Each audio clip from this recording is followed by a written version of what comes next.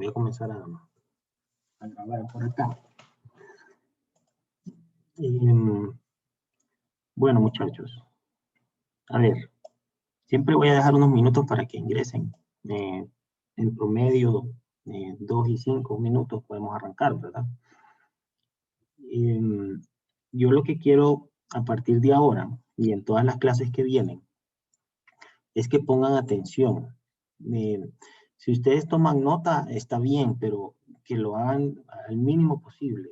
Si miran algo que les llama la atención, poderosamente la atención, lo anotan y ya, ¿verdad? Pero necesito que estén 100% atentos, que capten todas las ideas que yo voy mostrando y que pregunten, por supuesto, porque yo necesito que ustedes tengan todos los temas claros.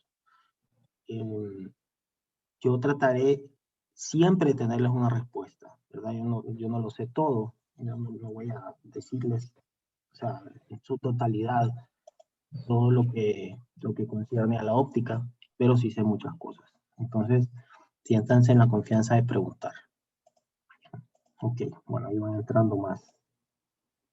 No sé cuántos, creo que siempre hay 11 matriculados. Tengo que revisar igual cuando cierre el periodo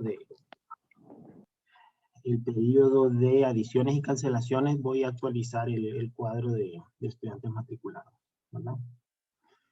El tema de la asistencia, pues sí, o sea, yo voy a tomar en cuenta el hecho de que estén presentes. Incluso en las normas académicas aparece un porcentaje de asistencia para poder hacer examen. Entonces tratemos en la medida de lo posible de estar. Yo sé que las dificultades pueden darse, el hecho de no tener internet, de no tener señal, pero hagamos el mejor esfuerzo, ¿verdad? Para estar presentes. Y si por algún caso no pudieron estar en una clase, pues el video lo van a tener disponible ahí en el canal de YouTube. Yo les voy a mandar el enlace para el grupo para que lo tengan. Y si no, están en el campus. Cada vez que yo doy una clase, al final de impartirla, me tomo media hora para poder actualizar alguna cosa y subir los videos el video de esa clase ahí al campus virtual. Ok, no sé si hay alguna pregunta, alguna observación. No sé si hay personas que no estuvieron el día martes. Creo que sí. Por ejemplo, a ver, me parece que Henry no estuvo el martes. Hola, Henry. Hola, sí, licenciado. La clase la matriculé el día de ayer Ok. y no pude estar el martes. Ok, pues bienvenido, Henry. Mucho gusto. Gracias. Sí me gustaría que lo conociéramos ahí, si tuviera la opción de activar su cámara. Eh, Estoy en mi habitación Entiendo. quizás más, Tranquilo. Sí, no se por preocupe. el calor, no tengo camisa, licenciado. Por el calor que hace acá, no tengo Sí, camisa. pero, híjole, ya esas cosas ya. Sí, No se preocupe, aquí no vamos a penar a nadie tampoco. Lo que queríamos es nada más verlo. Y, sí. sí me gustaría que se presentara, que dijera qué carrera estudia y qué área de la física o de la óptica le llama la atención. Entonces, a ver. Sí, mi nombre es Henry Pineda Guzmán. Es pues mi segundo año. Pues estudié primero un técnico en radiología y me contaron un poco sobre la física médica y la importancia que hay en Honduras, los pocos especialistas que hay. La investigué un poco y me ha gustado ese ámbito de la mamografía, de la radioterapia.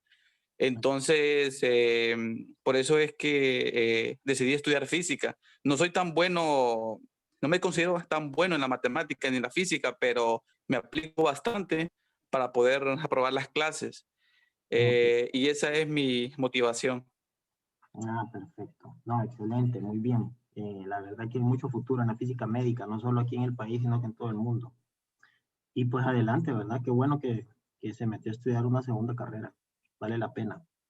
Hay que dedicarle tiempo porque sí, la base que traen los radiotecnólogos no es muy buena a nivel de matemática y física básica, ¿verdad? Llevan 104, pero no es lo mismo. Sí. Ok, perfecto, Henry. No sé, ¿alguien más que se me escape? Creo que no, ¿verdad? Creo que estamos bien. Si hay alguien que no estuvo el martes, me dice, pero yo miro que los nombres ya los había visto. Ok, perfecto, muchachos. Entonces, si me confirman si pueden ver la pantalla donde están las notas, naturaleza y propagación de la luz, les agradecería. Sí, licenciado. Ah, perfecto, gracias. Sí, sí se ve. Ok, excelente. Bueno, entonces miren, la metodología que yo utilizo para abordar los temas o para presentar los temas es utilizar este OneNote para poder hacer notas a mano, así, digitales. Y yo voy anotando algunas cosas adicionales, o sea, voy dejando ciertos espacios como estos, para yo anotar ideas adicionales. Entonces voy leyendo lo que está anotado y anotando otras. Y desarrollando algunas otras cosas. Entonces estas notas están disponibles por ahí, por supuesto, en el notebook. Perfecto.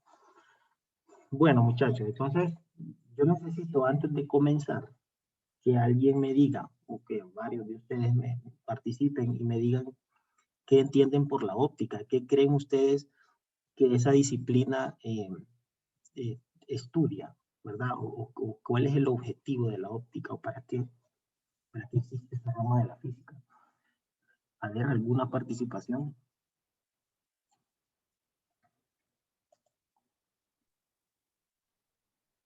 Ah, muchachos, a ver, Pedro. Yo creo que estudia la naturaleza de la luz, creo. ¿La qué? La naturaleza de la luz. De la luz, sí. Ok, perfecto, sí, está bien. ¿Alguien más? Gracias, Pedro. Tal vez, a ver, Abner. Otra cosa, bueno, que se me cruza a mí en la mente cuando escucho óptica es lo que tiene que ver con esto de lentes y Ajá. Pero a nivel de definición de lo que es la óptica, ¿qué entendería usted por óptica? sí, algo muy similar a lo que dijo el doctor Pedro, que estudia la luz, fenómenos de la luz, cómo se transmite, ese tipo de cosas. Ok, ok, está bien. ¿Cómo se transmite? Hay algo ahí interesante, ¿verdad? A nivel de cómo se comporta, ¿verdad? Bueno, ¿alguien más? ¿Alguna otra participación? ¿Una última participación? Ok. Bueno, miren, la óptica estudia el comportamiento y las propiedades de la luz, así como su interacción con la materia. Básicamente eso es lo que estudia la óptica. Entonces es muy importante saber que uno de los objetivos de la óptica no solo es estudiar y conocer a la luz. La luz me refiero como, más adelante lo vamos a definir como tal, pero es una manifestación física de ciertas perturbaciones a nivel microscópico o más allá, ¿verdad? Que tienen que ver con vibraciones moleculares o transiciones electrónicas.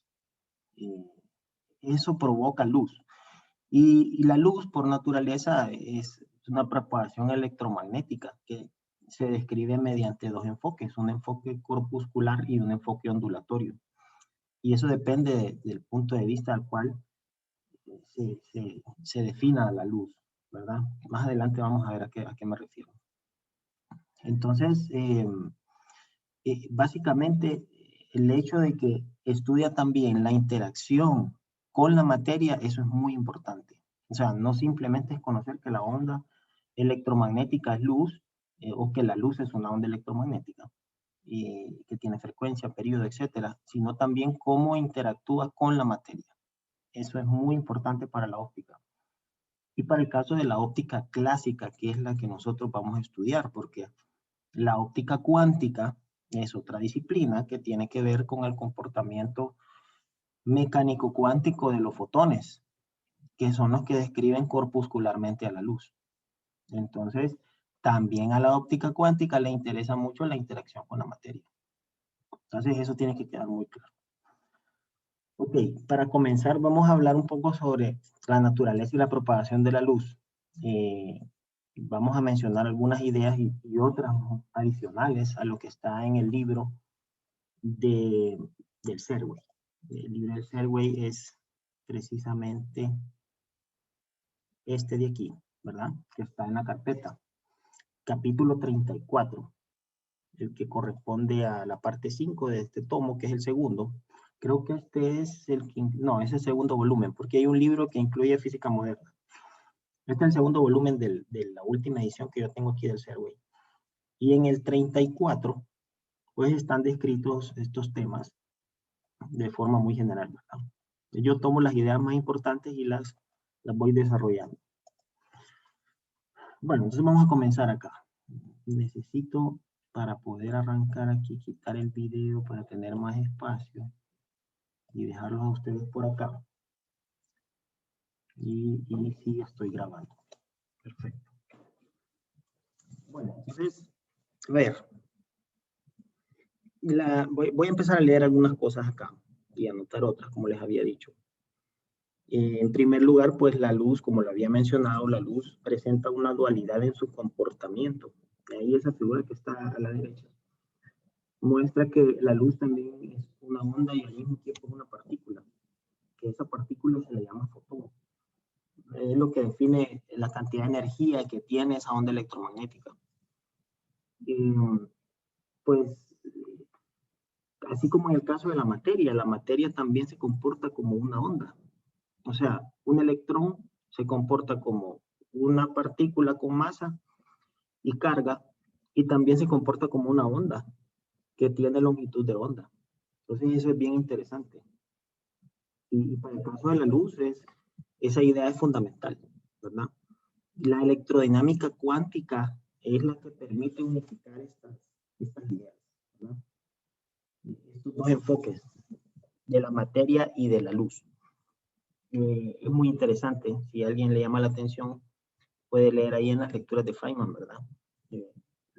A lo que se refiere esto. Bueno, entonces vamos a anotar acá. Voy a cambiar de color. Que para poder entender la propagación de la luz,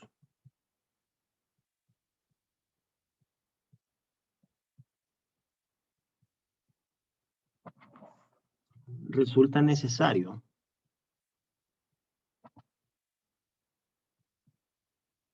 recuerden que no es necesario que anoten, ¿verdad? Todo esto está disponible. Resulta necesario el tratamiento ondulatorio, ¿verdad? Es decir, tratar a la luz como una onda, que más adelante vamos a demostrar que es una onda electromagnética. Sin embargo, para poder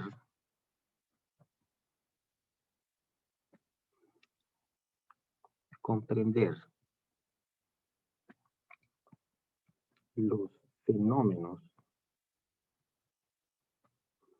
de emisión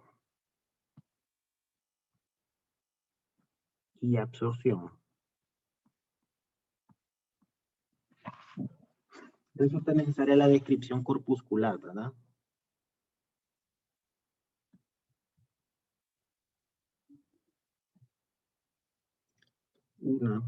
Vamos a correr un poquito esto aquí. Una descripción corpuscular.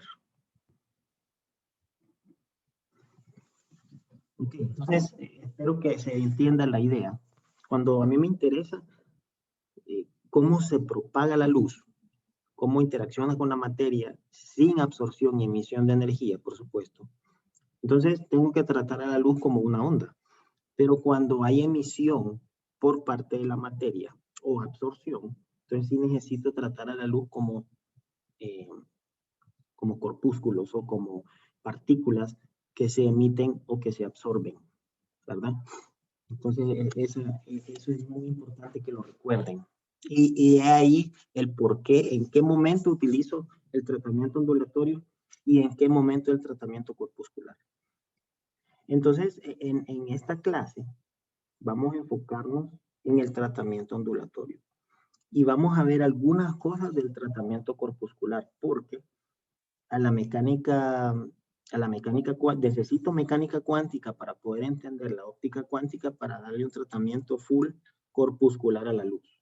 Y eso tiene que ver con distribuciones de probabilidades, estados de la luz, coherencia, etc. Y eso ya se sale de los objetivos de la clase. Entonces, esta clase se va a basar en la óptica clásica desde el punto de vista de una onda electromagnética. Ok, pues la radiación térmica es un ejemplo de la naturaleza eléctrica de la luz, por supuesto, que proviene de cargas aceleradas, ¿verdad?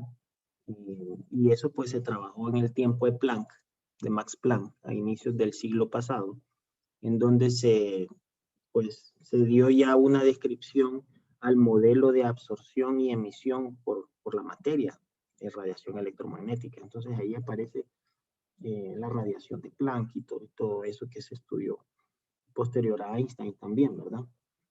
Entonces, esa fue la primera manifestación. Cargas aceleradas emiten radiación. Bueno, ahora para conocer un poquito la primera característica o una de las constantes fundamentales es que la luz viaja en el vacío.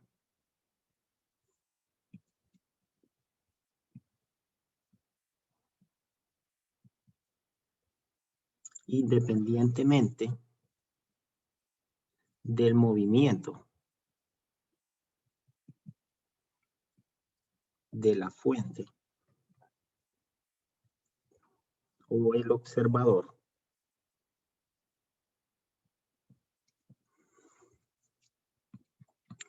a una velocidad constante. Y este valor, pues, por supuesto, se designa mediante la letra C minúscula y aproximadamente les voy a dar algunas cifras. 2.9979 por 10 a la 8 metros por segundo. Esa es la velocidad de la luz en el vacío. Más adelante vamos a ver que a medida que la luz penetra en un medio o se propaga en un medio, entonces ese valor disminuye, ¿verdad? Es debido a una propiedad óptica que tiene la materia que se llama índice de refracción. Generalmente para efectos prácticos, pues se suele asignar el valor de 3 por 10 a la 8 metros por segundo. Y ese es un valor que podemos utilizar en los cálculos sin ningún problema, ¿verdad? Recuerden que en este caso, como vamos a tratar siempre a la luz como una onda, a no ser que tratemos absorción y emisión, vamos a considerar que esta es la velocidad de propagación de la onda de luz. ¿Estamos? Ok, perfecto. Si hay preguntas, por favor, ¿verdad? Bueno, vamos a empezar a definir algunas ideas adicionales. El frente de onda se define como el lugar geométrico de todos los puntos adyacentes en los cuales la fase de vibración de una cantidad física asociada con la onda es la misma, ¿verdad? Entonces el frente de onda.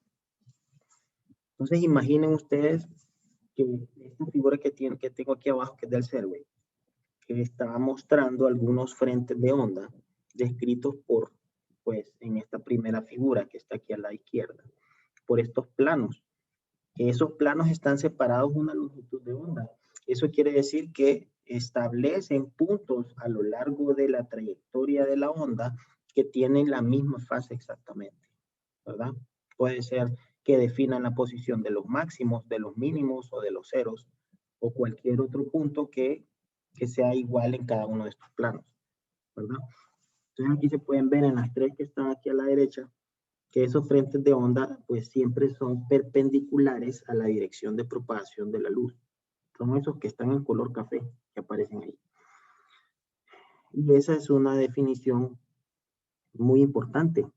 Por ejemplo, en el caso puede existir una propagación circular en un estanque de agua que tiene frentes de onda con geometría circular, así como están en estas figuras. Y generalmente los frentes de onda se seleccionan con una separación de una longitud de onda, como lo había mencionado, ¿verdad? Entonces ese concepto es muy importante, sobre todo cuando vayamos a ver el principio de Huygens, ¿verdad? Para poder definir los fenómenos de reflexión y refracción de la luz desde el punto de vista ondulatorio. Bueno, ¿qué más? A ver, por otro lado, el rayo se define como una línea imaginaria a lo largo de la dirección de propagación de la onda. Entonces, si los frentes de onda son esas líneas rectas, color café que están ahí, los rayos son perpendiculares, las que tienen flecha en color azul, ¿verdad? Esos son los rayos o las trayectorias imaginarias por las cuales la luz se va a propagar, ¿verdad? Entonces, esas dos cantidades son importantes. Y acá está la definición del rayo, así como del frente de onda. Para establecer la dirección de propagación de la luz es conveniente utilizar una representación por medio de rayos, por supuesto, y no de frente de ondas. Esta representación se utilizó en los primeros estudios de la óptica. Y esto lo utilizó desde Euclides, Ptolomeo, Alhazen, y todavía Newton. Entonces empezaba a utilizar la descripción de rayos para poder describir el comportamiento de la luz a nivel de propagación. Bueno, otra idea sería que, vamos a ver aquí, la óptica geométrica permite analizar las leyes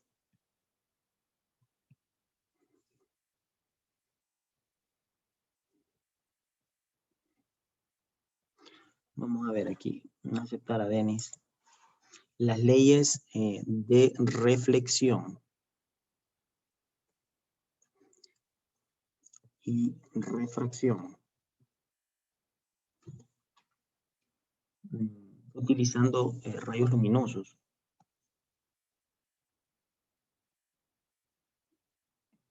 Utilizando rayos luminosos. O sea, la óptica geométrica restringe su estudio al uso de estos rayos. O sea, todo lo describe utilizando rayos de luz. Y eso es como lo que está en color azul ahí arriba.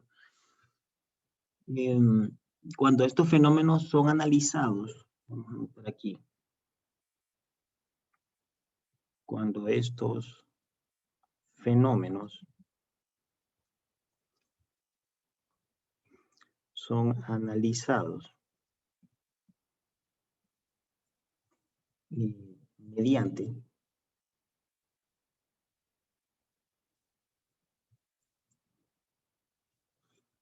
el comportamiento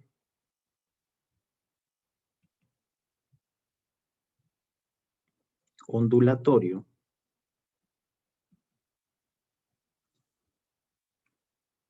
por supuesto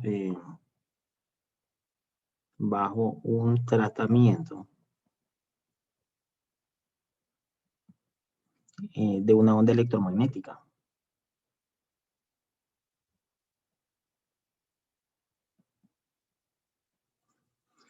Y el campo de estudio es la óptica física.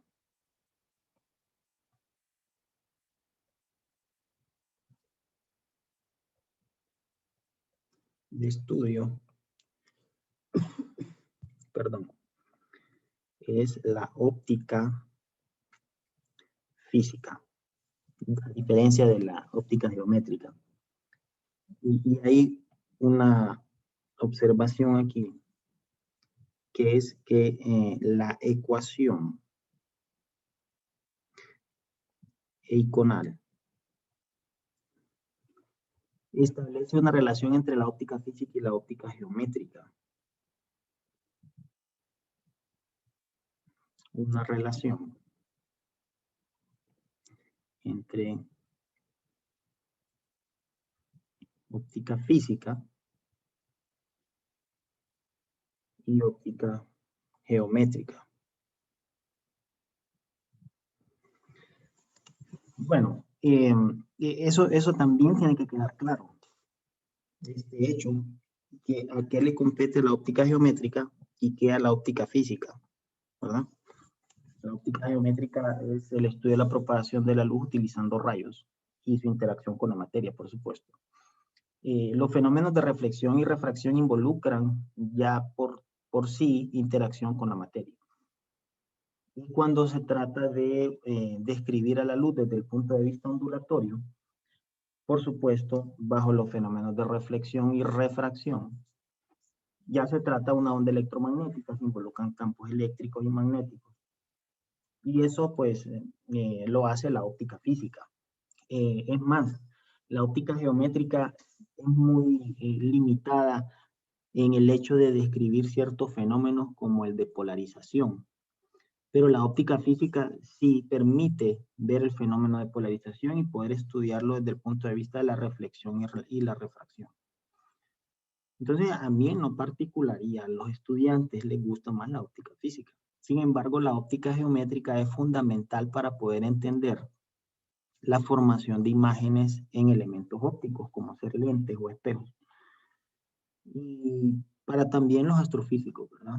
Los que estudian astronomía y astrofísica también es de interés por el hecho de los dispositivos estos de observación astronómica, los telescopios y todo eso.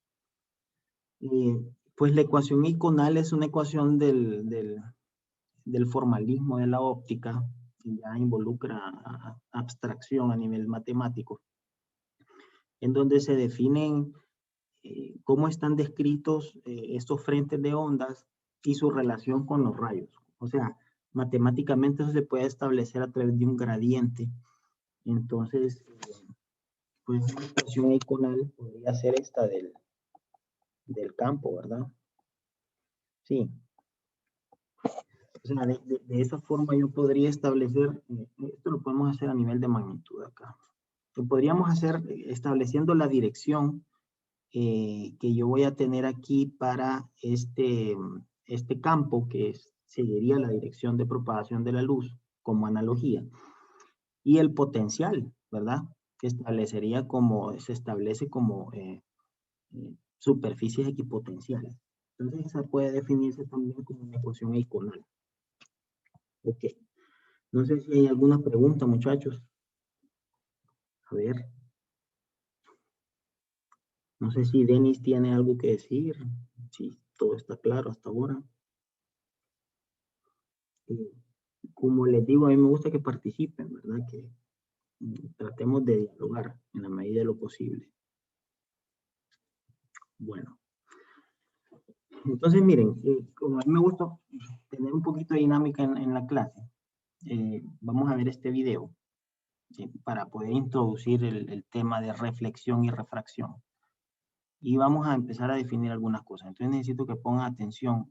¿Hay alguna forma aquí de poder activar el audio? Vamos a ver cómo es que se hacía porque no recuerdo. Share sound. Creo que es este. Ok, sí, le voy a dar play si me confirman. Si, no sé si se puede escuchar.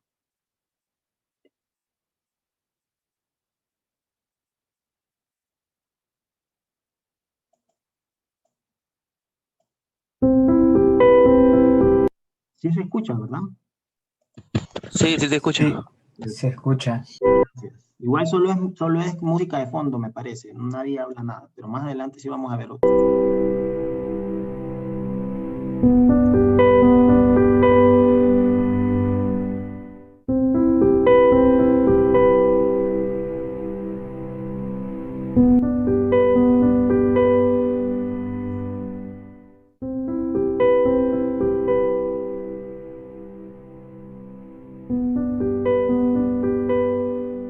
Earlier, we saw that light rays propagate along a straight line, as we can see here.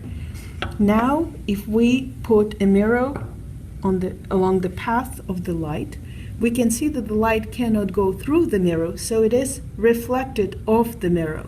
We say the light rays can bounce off the mirror. And earlier, we discussed the law of reflection, which tells us that the angle, we always measure the angle from the normal to the mirror, from the line perpendicular to the surface of the mirror, the angle of reflection of light, the angle of incidence of light is always equal to the angle of reflection. That's called the law of reflection.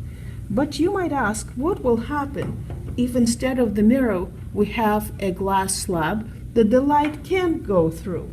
Right now, I place the light slab in such a way that its surface is perpendicular to the light ray. In other words, the normal to the surface is exactly situated along the light ray. Now what we want to do is to understand what happens when we are going to tilt it a little bit. So I'm going to start tilting it, and I want you to pay attention to the light ray, how it was before. Once again, that's how it was before. And now I want you to notice a couple of things. First of all, I hope you can see the reflected ray, the ray reflected off the surface. Second, I want you to notice that the light that is coming out of the slab is not located along the original line, the original path of the light.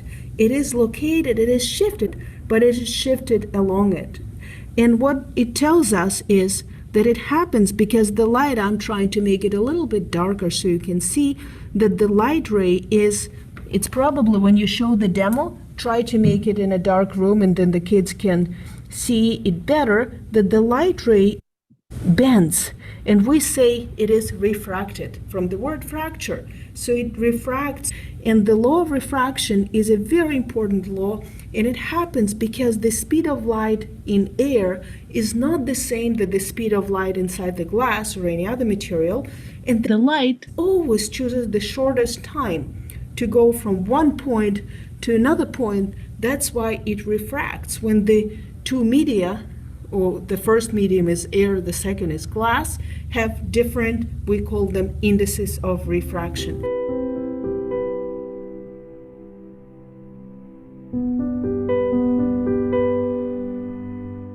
To show you how it works, we can also use a half glass. And half circle. Half a circle is convenient because if I make sure that the light hits exactly the center of the circle, whatever happens to it, it will always going to be moving along the radius of the circle, and we know that the radius is always perpendicular to the tangent. So in other words, the only refraction that's going to be happening is right here and not at the end, because if the light ray is perpendicular to the surface, it does not refract. And now I'm going to do it like this.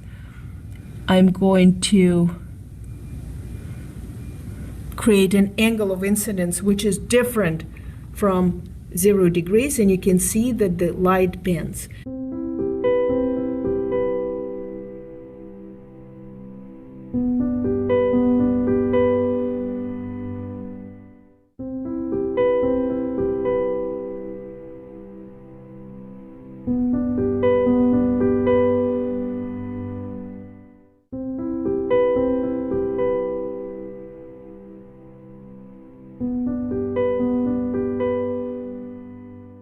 And that is a demonstration of the law of refraction. In a lot of optical devices we will discuss, such as lenses, glasses, telescopes, and your eyes use those laws for their operation. We're going to discuss how they work a little bit later. Ok, muchachos. Sí, había alguien que hablaba ahí, se tenía que escuchar. Pues yo los incito a que tengamos contacto con el inglés, porque sí es el idioma de la ciencia. No sé si alguien tiene problemas con el inglés, porque la próxima vez voy a activar aquí los subtítulos en español.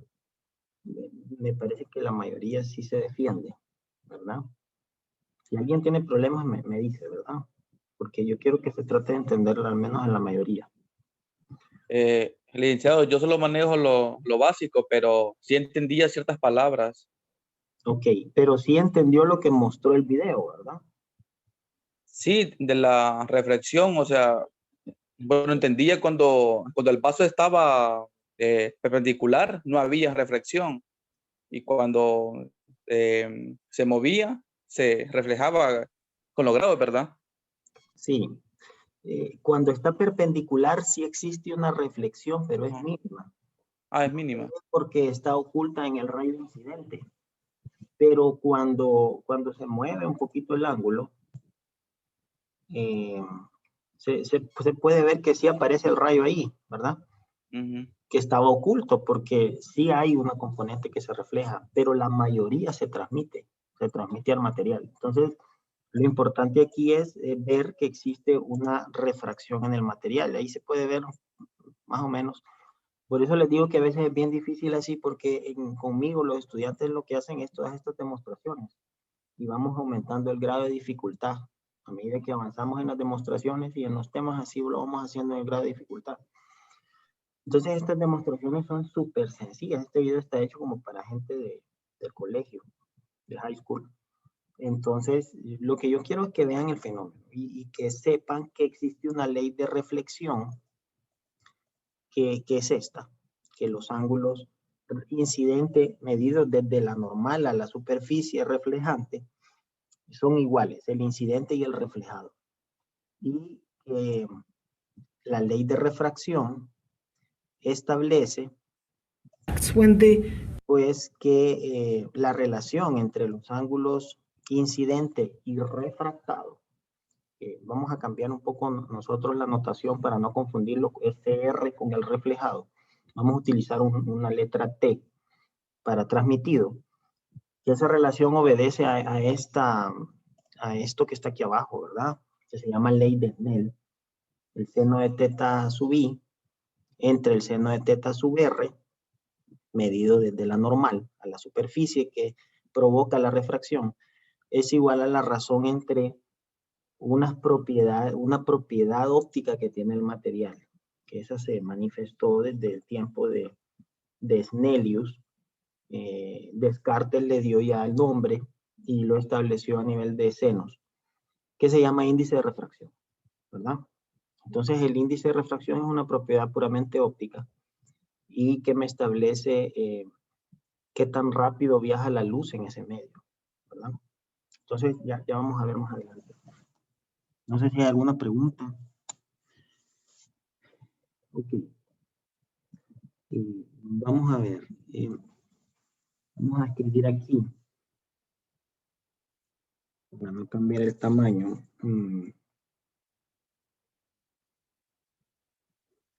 A ver, cuando una onda luminosa incide sobre una vamos a ver aquí, interfase. Interfase es eso que está ahí como superficie, donde existe la reflexión y la refracción, el medio o el plano que limita a los dos medios, ¿verdad? O que los divide. Plana que separa dos medios.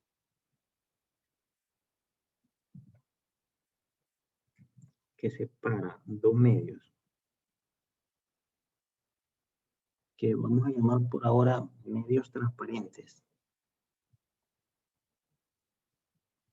sobre los cuales puede pasar luz visible al menos, y homogéneos.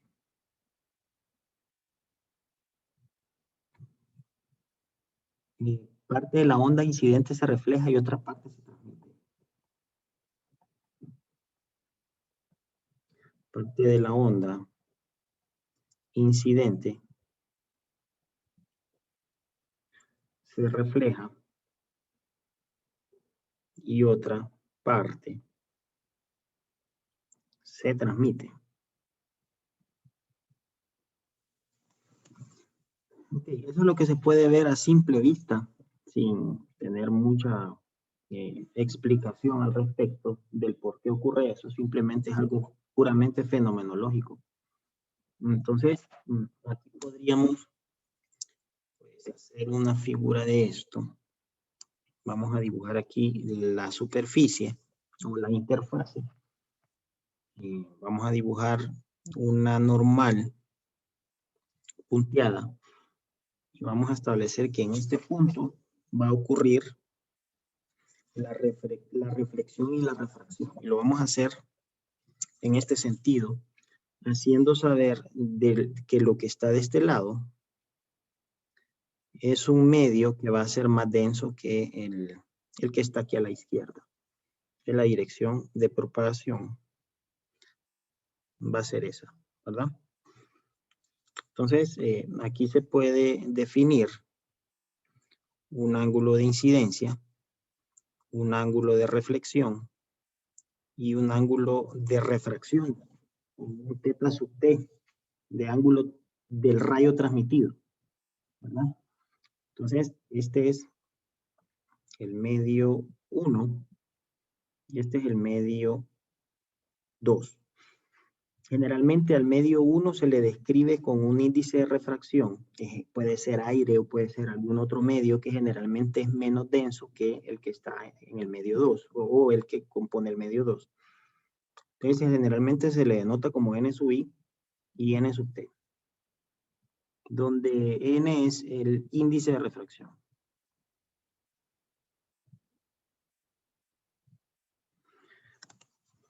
Miren, ahorita solo es a nivel introductorio, porque cuando ya miremos el tratamiento electromagnético de la luz, nos vamos a dar cuenta que el índice de refracción es la raíz cuadrada del producto de la permeabilidad por la permitividad del medio. Eso lo vamos a hacer más adelante. Entonces ahorita solo definamos que existe una propiedad del medio que hace que la luz cambie su dirección de propagación.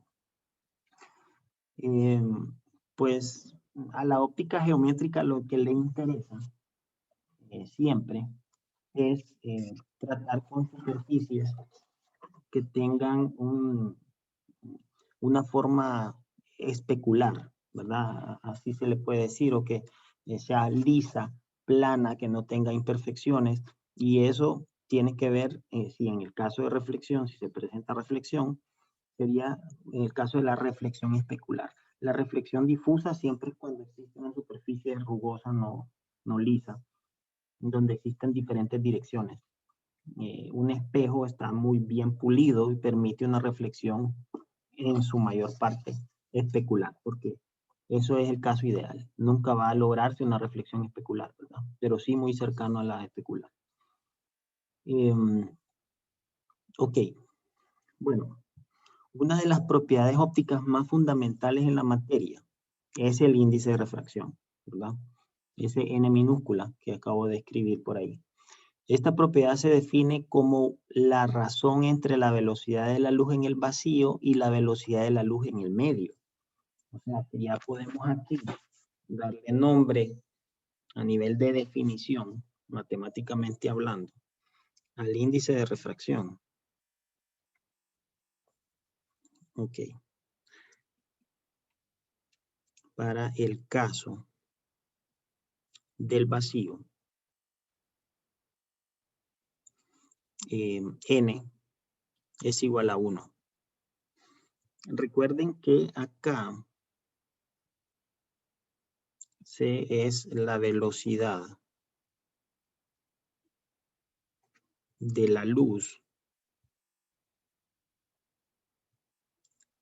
en el vacío. Es este valor que acababa de, que definí anteriormente, ¿verdad?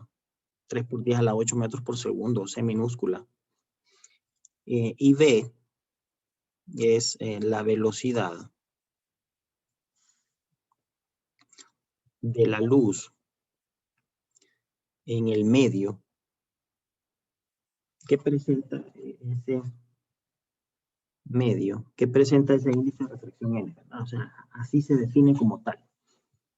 Y eso pues lo definió Christian Huygens, el físico danés, al poder describir a la luz como una onda, ¿verdad? Él se dio cuenta que necesitaba ese hecho para poder definir esa propiedad del material. Esa razón entre las velocidades. Entonces aquí se puede decir, viendo eso que aparece ahí, esa definición, que a mayor valor. Siempre a veces me da problema el lápiz, por eso aparecen esas rayas raras ahí. Valor de n, por supuesto, menor velocidad. Menor velocidad de propagación.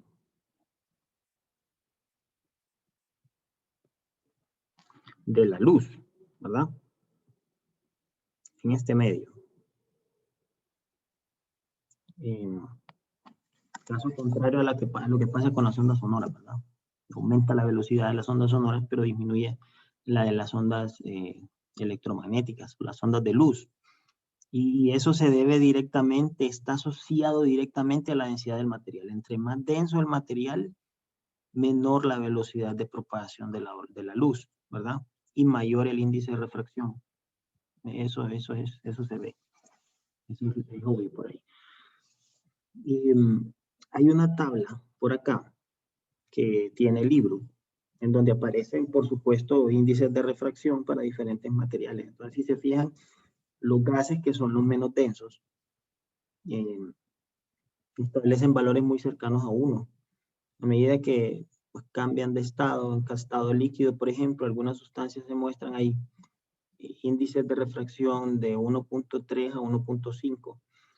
Y algunos sólidos pues tienen índices de refracción que pueden ser bajos o pueden ser altos, pero en su mayoría son mayores que 1.3, 1.2, una cosa así. Entonces, eso establece la densidad del material. Por ejemplo, el diamante, todo el mundo sabe que está hecho de carbono y que es un material muy, muy duro, muy denso.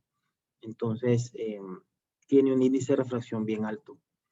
Hay otro que es la mosanita, que es un semiconductor refractario que tiene un índice de refracción de como 2.6 más o menos. Por ejemplo, la sal, 1.54. Y hay algo bien particular que vale la pena notar acá. Y es que aquí dice, en una nota, aquí en pie de la tabla, dice todos los valores para la luz cuya longitud de onda sea de 589 nanómetros en el vacío. O sea, estos son valores que fueron medidos para una onda de luz, un haz de luz, que tiene una longitud de onda de 589 nanómetros. Entonces ahí se pregunta uno, pero ¿por qué la nota, verdad? Entonces alguien que me diga por qué. A ver, muchachos. A ver, Denis. Hola. Tal vez porque al cambiar la longitud de onda cambiamos la frecuencia. No. Casi. Le faltó al final, en lugar de frecuencia, cambiarlo por otro término. Cuando se cambian los medios, se cambia la longitud de onda, pero la frecuencia permanece constante.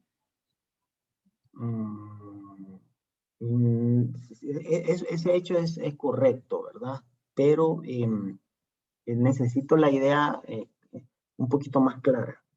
Es decir, ¿qué me quiere decir eso indirectamente? A ver, ¿alguien más? Tal vez Pedro o Rafael. A ver. Miren, esto me dice directamente que el índice de refracción depende de la longitud de onda. Eso, no hay pérdida.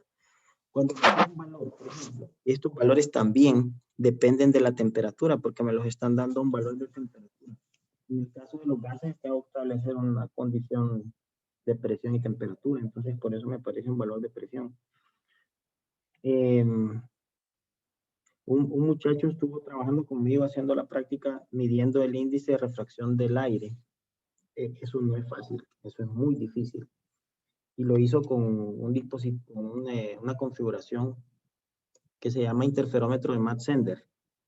Y lo que hacíamos es variar la presión del aire en una cámara por la cual pasa luz y se observaba un patrón de interferencia. Entonces, se hacía un gráfico y se obtenía el valor del índice de refracción del aire bajo las condiciones que tenía esa cámara, al menos en temperatura.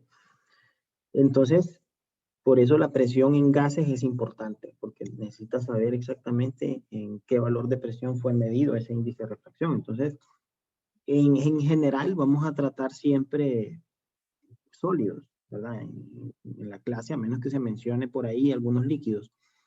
Pero para efecto de poder hacer problemas, no nos vamos a complicar y vamos a tomar estos valores. Vamos a asumir que el problema me está dando un estado para el sólido que interactúa con la luz, que tiene una temperatura de 20 Celsius y, bueno, vamos a asumir que el promedio del rango visible es más o menos 589, que la onda electromagnética tiene una frecuencia muy cercana, una longitud de onda muy cercana a esta, 589. Entonces, a menos que se me diga lo contrario, pero vamos a hacer algunos problemas que involucren cambios en longitudes de onda.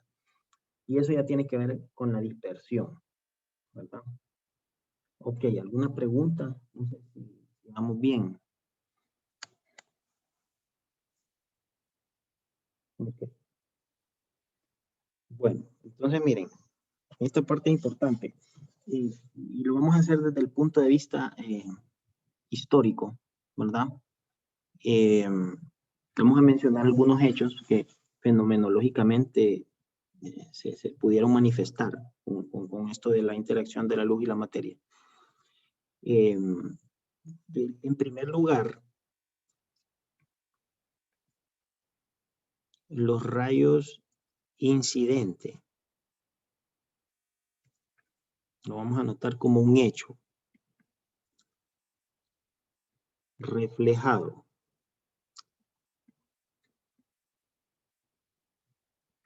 Y refractado. Así como la línea normal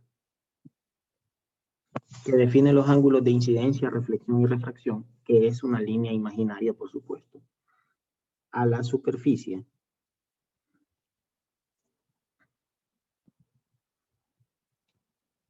Se encuentran todos estos rayos y esa línea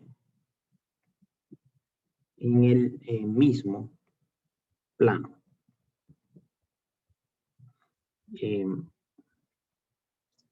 A este plano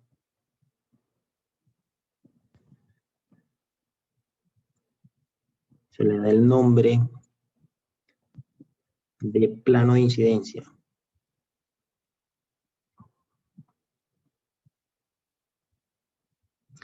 Plano de incidencia y es perpendicular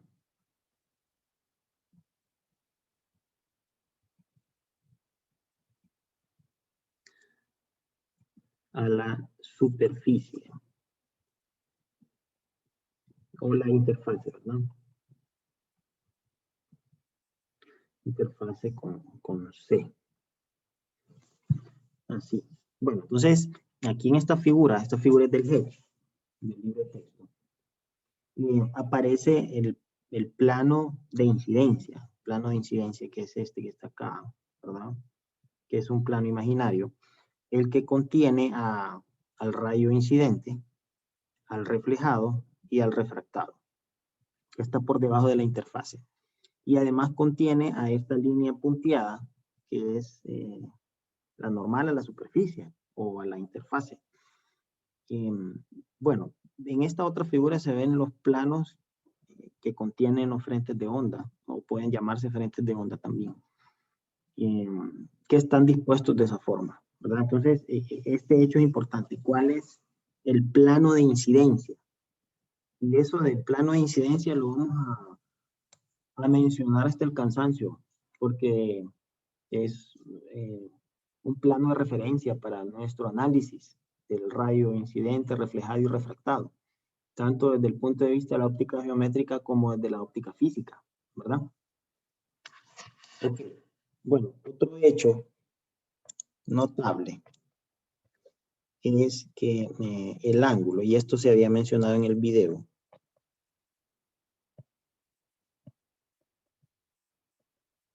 el ángulo de reflexión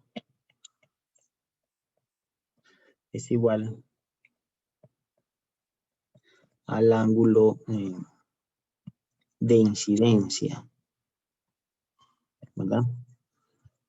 Para toda longitud de onda.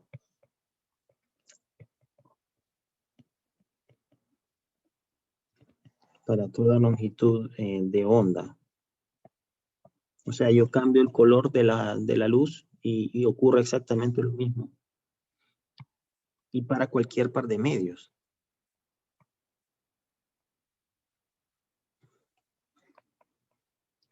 Pareja de medios.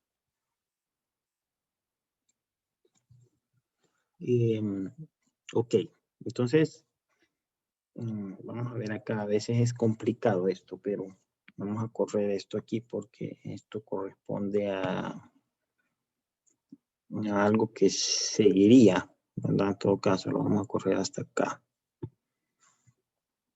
Bueno, entonces, ¿qué es lo que quiero decir con esto? Bueno, que bajo este hecho, teta sub i es igual a teta sub r.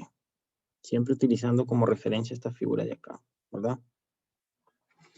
Y no importa si el medio denso está del lado izquierdo y el medio menos denso del lado derecho, no importa. Siempre ocurre, ¿verdad? Ese es un hecho notable. Que se puede ver a simple vista. Y el otro, que costó un poquito deducirlo, para luz monocromática,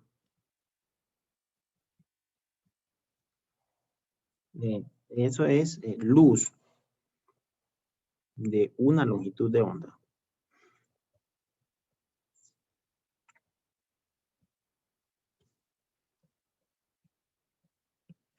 Eso es luz monocromática, o de una sola frecuencia, o de una misma energía.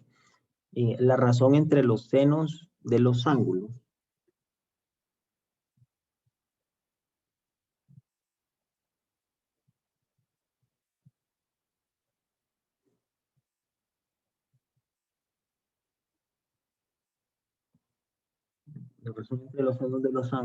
teta sub i y teta sub t.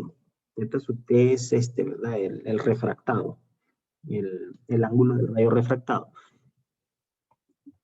Es exactamente igual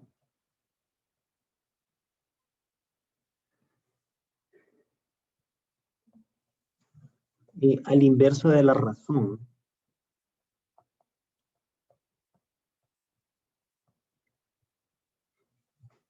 entre los índices de refracción.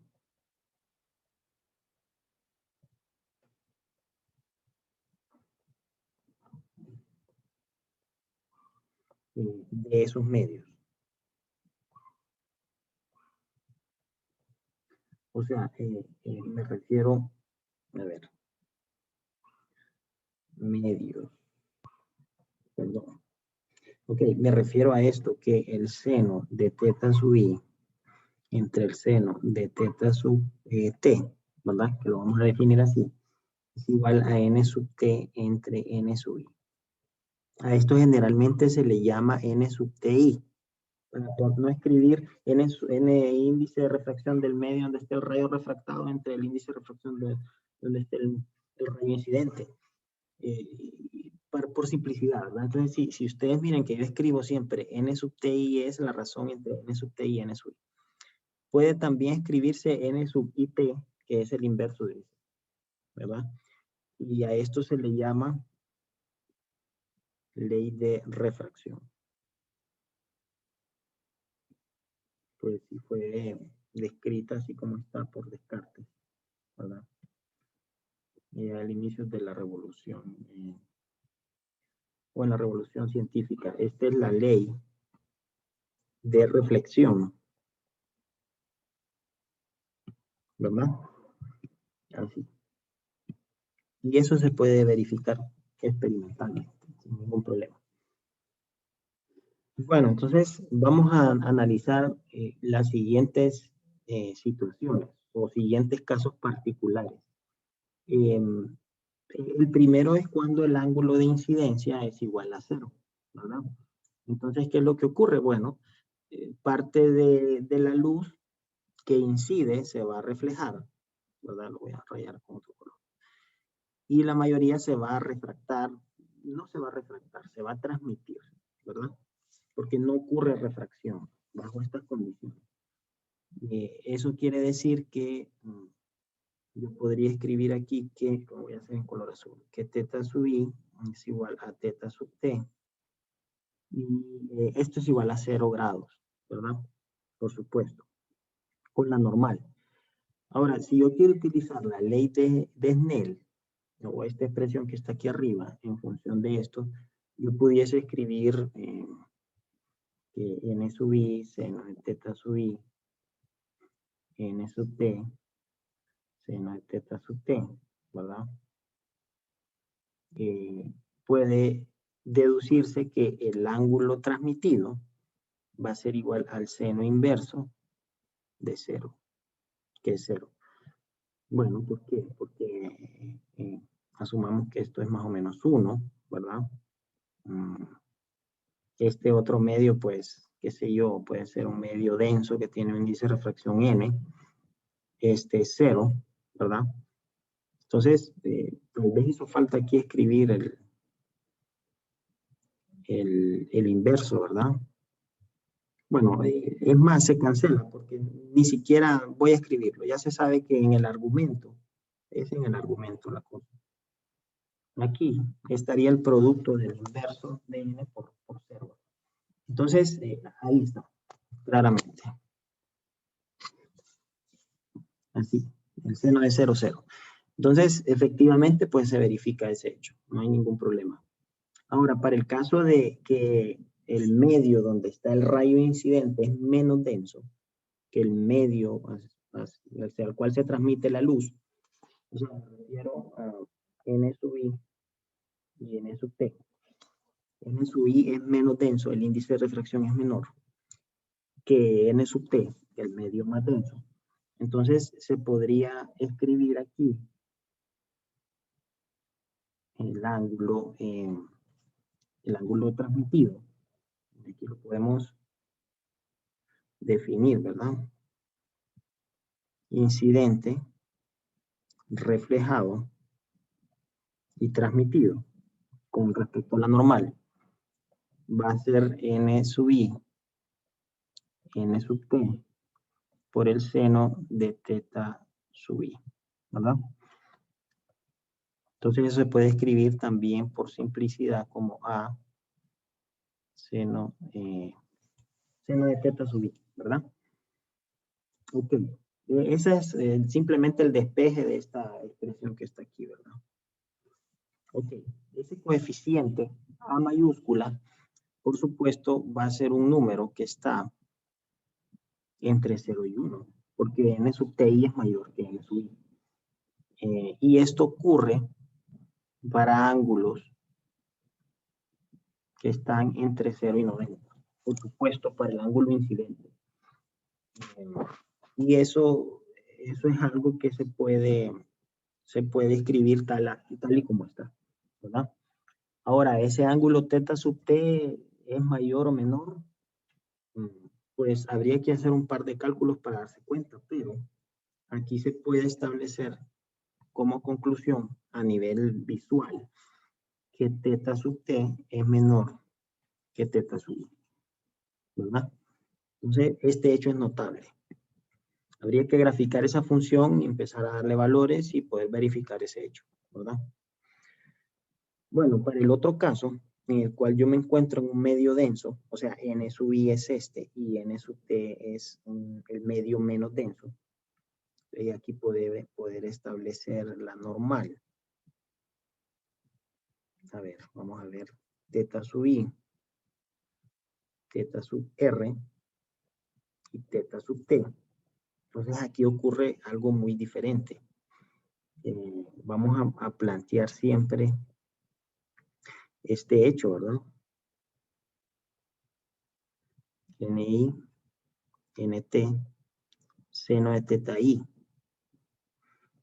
es igual al seno inverso de un coeficiente que voy a llamar a mayúscula, seno de teta sub i, donde ahora este coeficiente, ¿verdad? va a ser un número mayor o igual a 1, ¿verdad? Asumamos que no son los mismos medios. Vamos a quitar el igual. Va a ser un número mayor que 1 porque n sub i es mayor que n sub t. Y por supuesto, esto ocurre para ángulos que están entre 0 y 90. Ángulos para el índice, el ángulo incidente, ¿verdad? Okay. ¿Alguna pregunta, muchachos? A ver. Falta la conclusión aquí, ¿verdad? N sub t es mayor que, teta sub t es mayor que teta sub i. Esto desde el punto de vista visual, o sea, lo que estoy observando es eso. Bueno, para poder confirmar eso, y es algo que pues uno tiene que apoyarse siempre un poco del modelo, si el modelo funciona o no funciona. El modelo, por supuesto, de Snell, ¿verdad? De la relación entre los senos y los índices de refracción. Pues yo acostumbro siempre, esta es la carpeta de la clase, ¿verdad? La carpeta que ustedes ya tienen disponibles. Entonces yo habilité 2 carpetas adicionales, una que dice scripts en Nuplot y otra que dice scripts en R. Entonces, a lo largo de la clase, en ciertas clases, en ciertos momentos, vamos a apoyarnos de algunas herramientas computacionales. Una de ellas se llama Nuplot, que es esta de acá, que ustedes la pueden bajar. En eso ustedes escriben aquí en el navegador. Vamos a ver aquí, vamos a escribir Nuplot, ¿verdad? Está la página de donde está el software. Y entonces se van a download y bajan pues la última versión que hay aquí, ¿verdad? Entonces aquí está el repositorio Git. No sé a los que les gusta programar o los que yo he tenido estudiantes de sistemas. Ellos son muy buenos con estas cosas de repositorios y paquetes computacionales y programación. Entonces, si no, pues eso se puede, en la práctica se puede lograr. Yo no soy muy bueno para programar, pero sí he aprendido algunas cosas. Entonces ustedes simplemente bajan aquí la última versión, que es la 4.1, la versión 5, ¿verdad? 4.1. Y van a obtener el que yo acabo de abrir por ahí, ¿verdad? Que es este de acá. Entonces esto es un programa para poder visualizar datos, ¿verdad? O algunos gráficos, ya sea de forma continua o discreta. Y tal vez para poder también hacer algún análisis básico a nivel de ajustes, a nivel de poder operar algunos datos también, ¿verdad? Matemáticamente, manipularlos. Pero básicamente sirve para poder graficar. Entonces, yo aquí subí en esta carpeta que dice Scripts en Nuplot, en un Notepad, un archivo que contiene líneas de comando. Nuplot es un lenguaje, bueno, es un programa que está compilado creo que en MATLAB y MATLAB en Fortran. Y entonces utiliza la línea de comando, o sea, así como cuando usted abre DOS o cuando abre la terminal de Unix o Linux. Y usted empieza a dar instrucciones al computador a través de esta interfase. Entonces le dice plot, le dice show, lo que quiera. O sea, simplemente hay que obedecer cierto lenguaje para el cual yo me puedo comunicar con el programa, ¿verdad? Entonces, es bien sencillo de utilizar. Pues yo lo pongo como un paquete que podemos utilizar, que es como sugerencia. Yo no les digo utilícenlo, no yo los estoy obligando a utilizarlo, pero sí les motivo a hacerlo porque al menos más adelante lo van a utilizar. Hasta cuando, si se logran sacar su doctorado, lo pueden utilizar en el doctorado. Entonces es bien sencillo. Se da una serie de instrucciones. Por ejemplo, yo quiero que el gráfico, porque yo voy a hacer un gráfico acá. Yo lo que quiero hacer es el gráfico de teta sub t en función de teta sub i para diferentes índices de refracción. Y lo que quiero ver es que si efectivamente se cumple o no este hecho, ¿verdad? Cuando esta razón es mayor o menor que 1, obedece a estas relaciones angulares que están acá. Entonces eso lo quiero ver en un gráfico. Ahora, al gráfico le voy a llamar aquí set title, ¿verdad? El título del gráfico va a ser este, entre esas comillas ahí, o esos acentos, qué sé yo. Y también aquí pude haber puesto un comentario. El comentario siempre, para que no lo lea el programa, siempre se inicia con este número, ¿verdad? Signo de número. Y no va a ser parte de la ejecución de las instrucciones. Entonces, lo que se va a leer es lo que está acá. Entonces, lo que va a hacer es setGrid, va a marcar en cuadrícula el gráfico para poder identificar algunos puntos. Vamos a graficar el rango para el caso del eje X, que es el eje independiente. Vamos a graficar nuestro teta sub i. Selección para el rango de teta sub i. ¿Por qué? Porque ese es el valor que aparece aquí como valor independiente y yo voy a poder manipular. Luego para el eje dependiente, ¿verdad? Teta sub t, por supuesto, o la función que yo quiero graficar. Lo voy a hacer de 0 a 1.7. Esto lo hago así porque el gráfico ya lo había hecho y uno se da cuenta que la mejor visualización es esa. Esa es la mejor ventana. Esos valores están en radianes, ¿verdad? Entonces hay que tener mucho cuidado. Pi medio, pi, etcétera. Porque por defecto el programa los lee en radianes. No puedo hacerlo yo en grados, a menos que haga una conversión, pero tendría que hacerlo en los ejes. ¿Cuál va a ser el nombre del eje independiente? Ángulo de incidencia. El nombre del eje dependiente, ángulo de refracción. Y utiliza formato text. No sé quién de ustedes ha utilizado látex. No sé cómo estamos con eso. A ver, ¿alguien? Muchachos. Bien, creo que Pedro sí, ¿verdad, Pedro? Sí he usado látex, sí. Ok. Bueno, no sé si los demás, pero la verdad es un formato de escritura para poder compilar un archivo de un escrito, de un documento. Seguramente en otra clase, si no es en esta, porque no va a dar tiempo, van a aprender a usar látex. Entonces, la nomenclatura para punto text en látex es esta. Para poder mostrar el símbolo teta sub i, hay que utilizar esta contrapleca. Y en radianes, por supuesto. Ahora, este es un comentario. Dice que el valor de A, que es la razón entre los índices de refracción, ¿verdad? Que es esta razón que llamo A, va a ser mayor que 1. O sea, es este caso que está acá, ¿verdad? El caso C. Es el que estoy mostrando acá, según la canción de las notas que ya están por ahí. Ahora, lo que va a hacer es que va a graficar varias curvas. Entonces, la primera es la siguiente. La función, ¿verdad?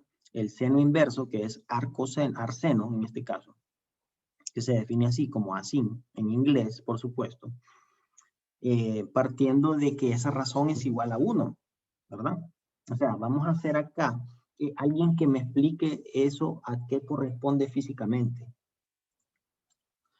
A ver, ¿quién? Voy a escoger al azar porque ya no son muy valientes. No sé si Henry me da una idea. Físicamente, ese 1, ¿qué dice? ¿Qué significa?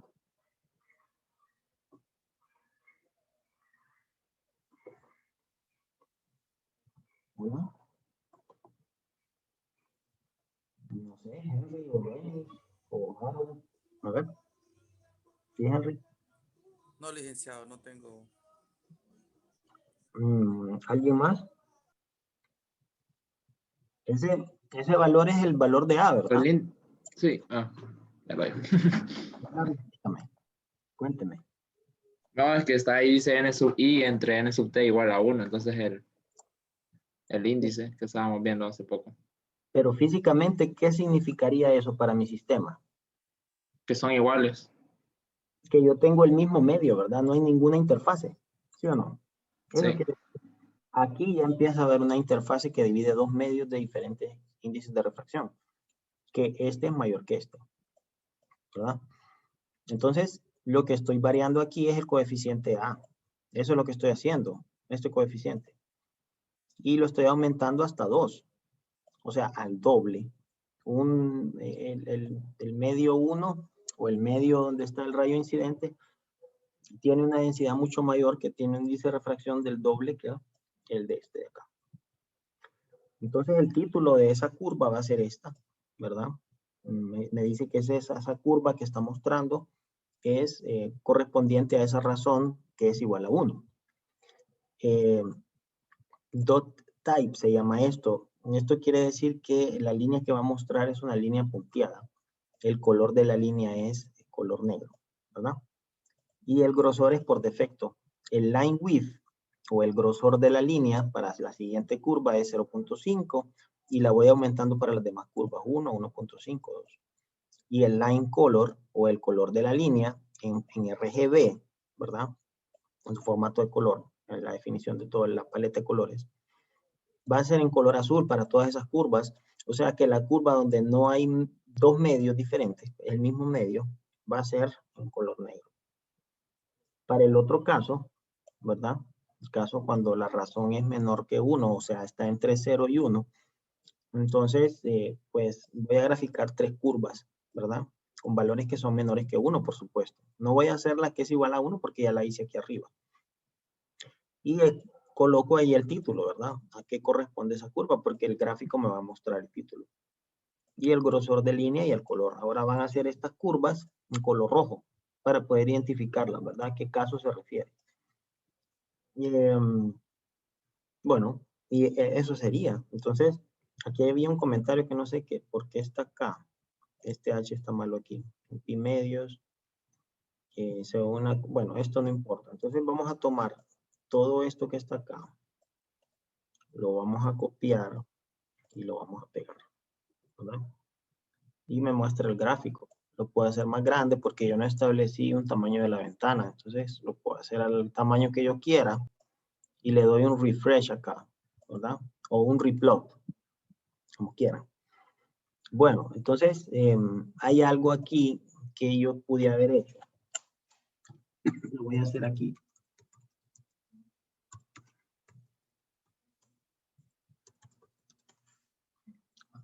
Casi no se ve, pero bueno. Vamos a ver, vamos a aumentar el número de muestras que está graficando. Va a tardar un poquito más. Lo que pasa es que este es el problema de la resolución, que para la resolución se ocupa buena capacidad. Y a veces es complicado. Pero bueno, creo que aquí se me pegó ya. Sí, pero se ve. O sea, el gráfico se puede ver mientras esto está cargando. Qué lástima.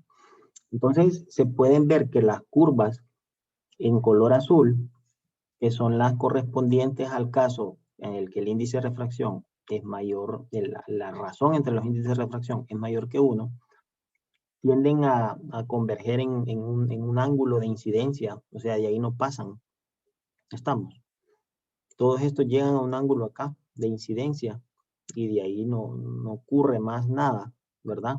O sea, el ángulo de refracción, el valor máximo que puede tener es 90 grados, por supuesto, no puede salir de ahí.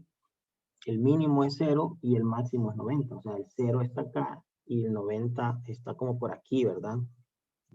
La mitad de 3.1416, qué sé yo, 1.60 y algo, 1.70 y algo, no sé, habría que hacerlo.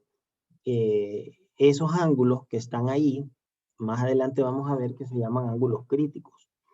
Ángulos a los cuales se presenta reflexión interna total, ¿verdad? ¿Por qué? Porque el medio del cual provienen los rayos incidentes o el rayo incidente es más denso. Por ejemplo, si estoy en el agua y voy hacia el aire, entonces se va a poder presentar este fenómeno. de reflexión interna total. Y ocurre precisamente al ángulo crítico, que es el ángulo al cual convergen estas curvas en color azul. Se puede ver que el ángulo incidente es igual al ángulo transmitido, y cuando no hay ningún medio, ninguna interfase que divida los medios. Por supuesto, es una línea recta que tiene pendiente igual a 1. Ahora, las curvas que están en color rojo me establecen que existen ángulos de refracción que están definidos hasta cierto valor. Cuando yo tengo un ángulo de incidencia que va de 0 a 90, cuando yo voy de un medio menos denso a uno más denso. Entonces, básicamente las curvas que me definen la refracción en dos medios distintos están dadas por estas. Estos son algunos ejemplos de esas curvas. Entonces, eso ya, pues es interesante, es notable. Por ejemplo, este hecho lo puedo corroborar, ¿verdad? Que teta sub t es menor que teta sub i para este caso de acá. Entonces, teta sub t es menor, que son este teta sub t que está aquí, ¿verdad? Es menor que teta sub i. A medida que usted va marcando un punto aquí, se va a dar cuenta que este ángulo es menor que este, ¿verdad? El de incidencia. Caso contrario a lo que ocurre en el otro caso, ¿verdad? Teta sub t es mayor que teta sub i, que son las curvas en color azul, cuando a es mayor que 1. Entonces sí, efectivamente se comprueba el hecho, ¿verdad? Ok, ¿alguna pregunta, muchachos? Ojalá no los haya confundido, la verdad que podría ser que no lo hayan visto tan claramente, pero sí, al hacer las curvas uno se da cuenta, ¿verdad? ¿Alguna pregunta, muchachos?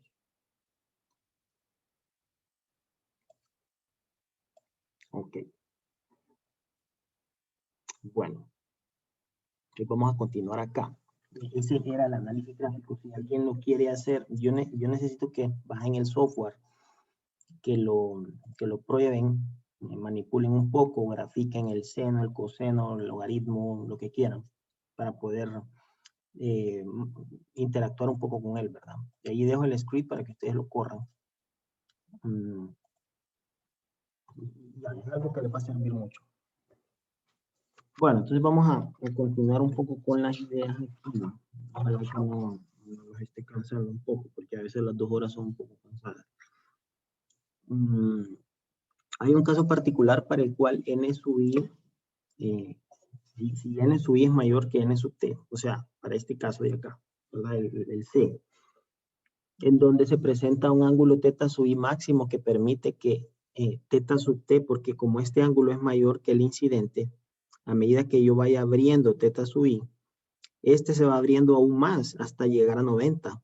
Ese va a ser el límite, cuando el rayo refractado llega a 90. Ya lo vamos a ver por ahí en un par de videos, que era lo que yo quería mostrar aquí arriba, por cierto. Pero ese ángulo incidente que permite que el ángulo de refracción sea 90 grados, se llama ángulo crítico. A partir de él, toda la luz se refleja. Y la transmitida se convierte en una onda que se llama evanescente. Y eso se ve por ahí en el libro. Entonces, eso es reflexión interna total, ¿verdad? Ok. Y una última idea antes de ver los videos acá. Experimentalmente es posible demostrar que la intensidad de estos rayos depende de teta sub i, n sub i y n sub t, y de una propiedad adicional denominada polarización, que eso lo vamos a ver más adelante. Por supuesto, para el caso de rayo incidente. Ok, bueno, entonces hoy sí vamos a ver estos videos para poder mostrar el fenómeno de reflexión interna total. Creo que sí está activo el sonido aquí. Okay, pongan atención. 2 minutos.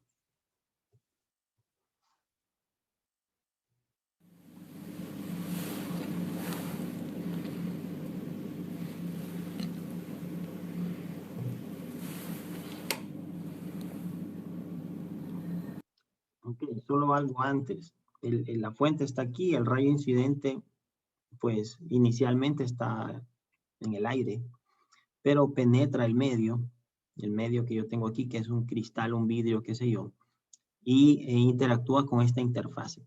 Esta es la que me interesa. Esta interfase divide un medio denso y un medio menos denso, o sea, un vidrio del aire, el vidrio del aire. Y el medio donde está el rayo incidente es el medio denso, ¿verdad?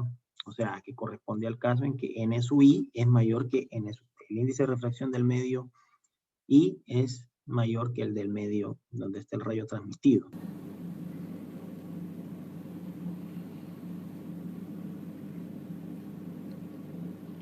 Okay. Lo que está haciendo ahí es aumentando el ángulo de incidencia, ¿verdad? Por supuesto. Y se ve que el ángulo de transmisión es mayor con respecto a la normal, que es la línea que está ahí sólida. Entonces sí, es claro. A medida que se va aumentando el ángulo de incidencia, se va aumentando aún más el ángulo de transmisión o de reflexión. Y llega a un punto en que alcanza su máximo, que es 90. De ahí, 90 grados. De ahí ya no se transmite más nada. Toda se refleja. Entonces, ese es el ángulo crítico. A partir de ese ángulo, toda la luz se refleja. Y eso solo se presenta cuando el medio incidente N sub I es mayor en índice de refracción que N sub I. No ocurre en el caso opuesto. El ángulo transmitido es menor que la transmisión. Bueno, esa es la demostración. Es una demostración que se puede hacer ahí en la clase, ¿verdad? Si fuese presencial. Bueno, una de las aplicaciones de esto es las fibras ópticas. Miremos este video, a ver. Dense, has a higher index of refraction. Hay que verlo desde el inicio. Total internal reflection. Y le vamos a aplicar aquí los subtítulos, ¿verdad? Total internal reflection is important in technology. A lot of communications are done, including telephone and other communications. You may have an optical cable in your home stereo or home theater system that communicates audio information through an optical cable. The principle is total internal reflection. If we come in at a glancing angle, then all of the light that's incident on this surface and on this surface will be reflected back internally into the material. So it works for glancing angles, and the beam needs to be confined within a material that is more optically dense, has a higher index of refraction than the surrounding material. But any shape will do. You can use a rectangular shape here, you can use a circular shape, confining all that light inside of that fiber. Now, this is a more typical light optical cable or light fiber. I'm just going to introduce the beam here. You'll see it come out on the far end. This is an example of, we have a source of light in the base here, and each of these, all they are strands of plastic, and they are channeling the light through them.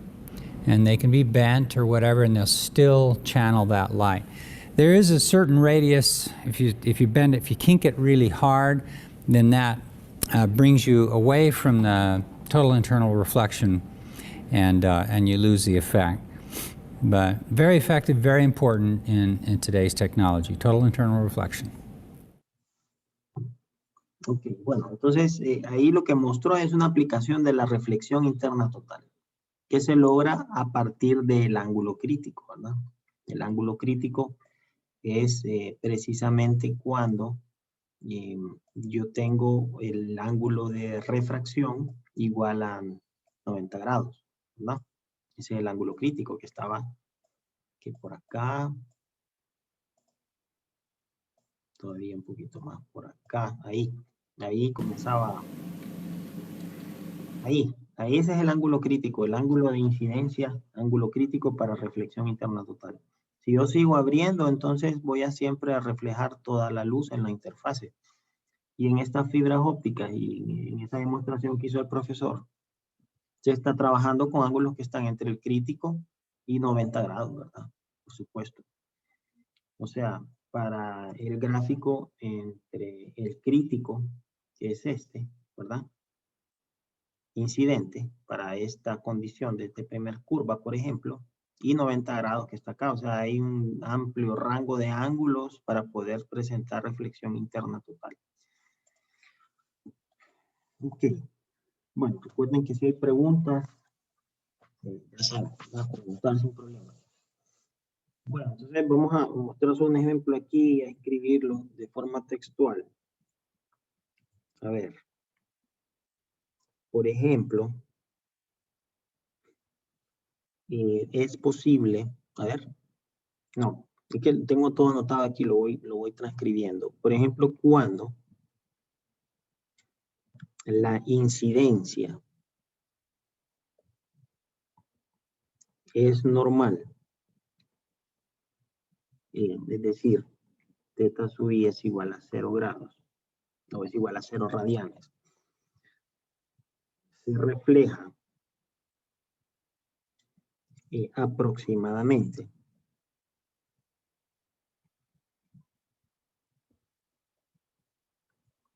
el 4% de la luz que incide, por supuesto, ¿verdad? En una interfase aire vidrio.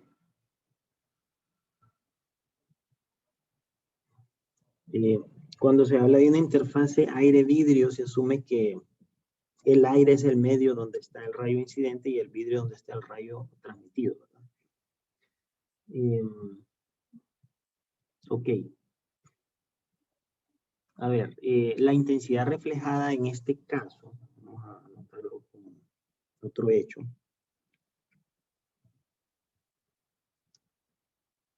La intensidad que vamos a llamar la intensidad al grado de brillo luminoso. Por ahora lo vamos a tratar así, ¿verdad? ¿Cuánta luz se puede observar? Bastante o poca. Reflejada.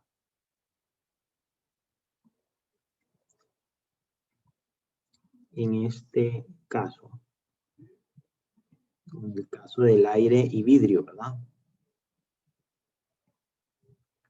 Incrementa.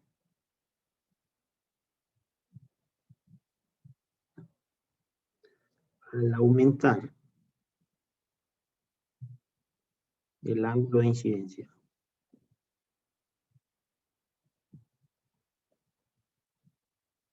El ángulo de incidencia. Ok. Hasta que, pues por supuesto, se logra una intensidad que es igual a 1, ¿verdad? Cuando teta sub i, en el caso de la intensidad reflejada, ¿verdad? Aire vidrio, es igual a pi medios. Okay.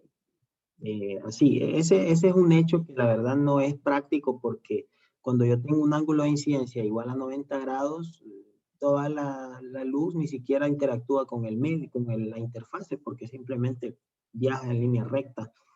Pero entonces aquí podría escribirse como que tiende a 1 cuando, por eso es que la tendencia es importante, tiende a medio. Entonces, eso se pudo observar en el video, ¿verdad? O sea, me refiero a eso. Todo lo que está acá. Se puede ver que a medida que él aumenta el ángulo, aumenta la intensidad del rayo reflejado, ¿verdad? Ahí va mostrando cada vez más de brillo ese rayo. A eso me refiero con intensidad. A medida que aumenta el ángulo. Y eso es un hecho que se puede detectar por simple observación hasta lograr la intensidad, la misma intensidad del incidente, ¿verdad? Y eso es importante, pues, mencionarlo. Es importante saberlo.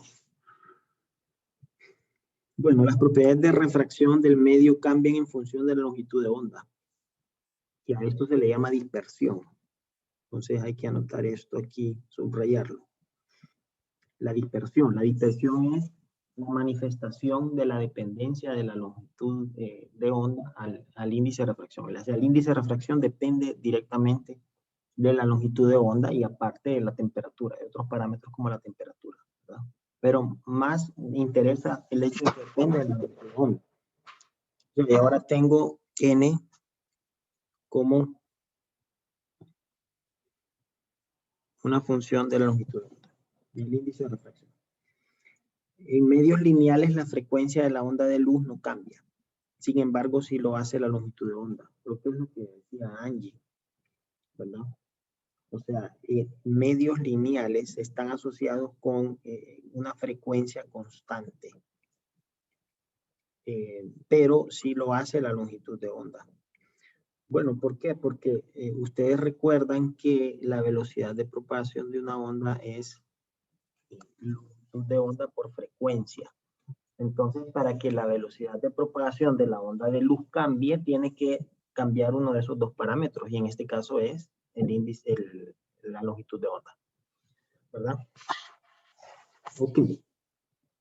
Bueno, para poder entender esto, vamos a escribir el índice de refracción con la definición que habíamos venido dando. C minúscula es la velocidad de la luz en el vacío. Es una velocidad de una onda que tiene longitud de onda y frecuencia. Va a ser sub cero porque se va a asumir que es en el vacío. Esa va a ser la notación que se va a utilizar. Entre la velocidad de propagación de la onda en el medio, que tiene ese índice de refracción n. Entonces, longitud de onda por frecuencia. Ahora, el hecho que acabo de mencionar establece que la frecuencia no debe cambiar. No cambia, o sea, esta se cancela. Y finalmente puedo establecer que el índice de refracción, aparte de ser la razón entre las velocidades de la luz en el vacío y en el medio, también es igual a esta razón, ¿verdad? Longitudes de onda en el vacío y en el medio. O sea que yo podría escribir que la longitud de onda de la luz que viaja por un medio denso es igual a la longitud de onda en el vacío de esa radiación electromagnética o de esa onda de luz entre el índice de refracción, ¿verdad? Entonces, esta y, bueno, no lo voy a hacer arriba, lo voy a hacer acá. Estas son ecuaciones importantes. Así. Bien, por supuesto, para evitar confusión, lambda sub 0 es longitud de onda de la luz propagándose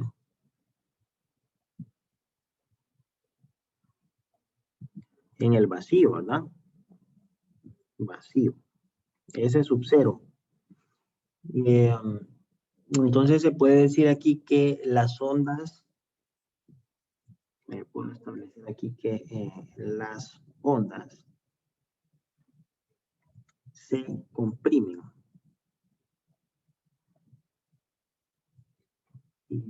Se comprimen si su rapidez disminuye.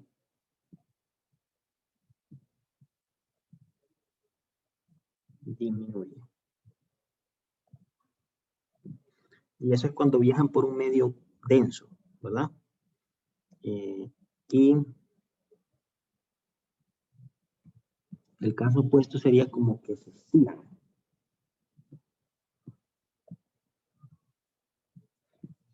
Si su rapidez aumenta.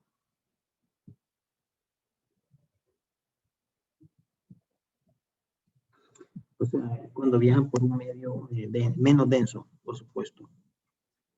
Ok, perfecto. Miren, hay otro hecho que yo acostumbro a utilizar acá, porque a veces estas cosas es bueno plantearlas desde varios puntos de vista, es que es el siguiente. para poder demostrar lo mismo. Los procesos de propagación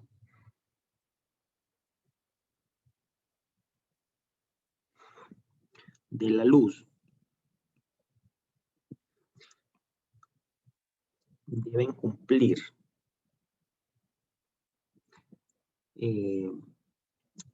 lo siguiente. Y vamos a mencionar un poquito aquí el hecho del comportamiento corpuscular que tiene la luz, porque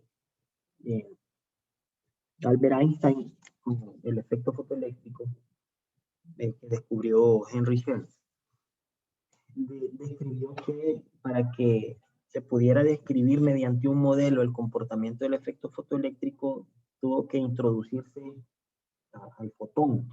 A la luz se le tiene que describir como partícula para poder explicar el efecto fotoeléctrico. Entonces, ¿qué fue lo que ocurrió? Que Einstein en 1900, 1901, 1902, dijo que esa partícula llamada fotón, que se denota con esa letra griega, gamma, tiene una energía que es igual a una constante por la frecuencia de ese fotón que está asociada con la luz, ¿verdad? Que correspondería a una propiedad que tiene esa partícula, que también la comparte con la onda. La onda y la partícula también tienen frecuencia como momento. Entonces, a esa constante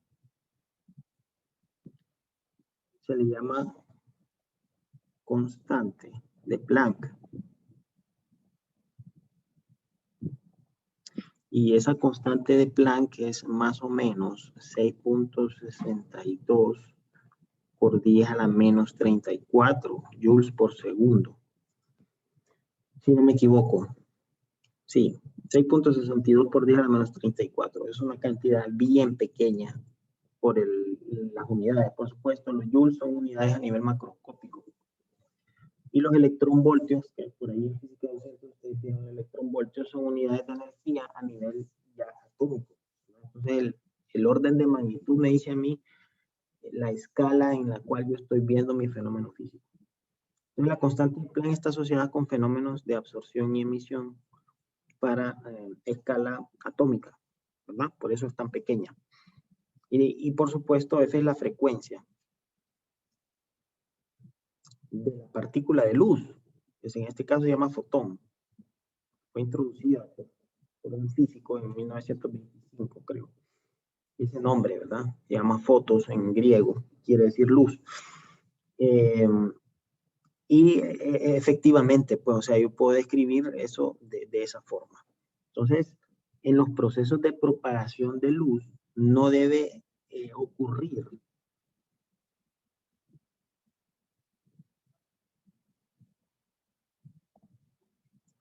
absorción y emisión de luz por el medio por el cual se propaga esta luz, que estoy estudiando como el índice de refracción y todo eso.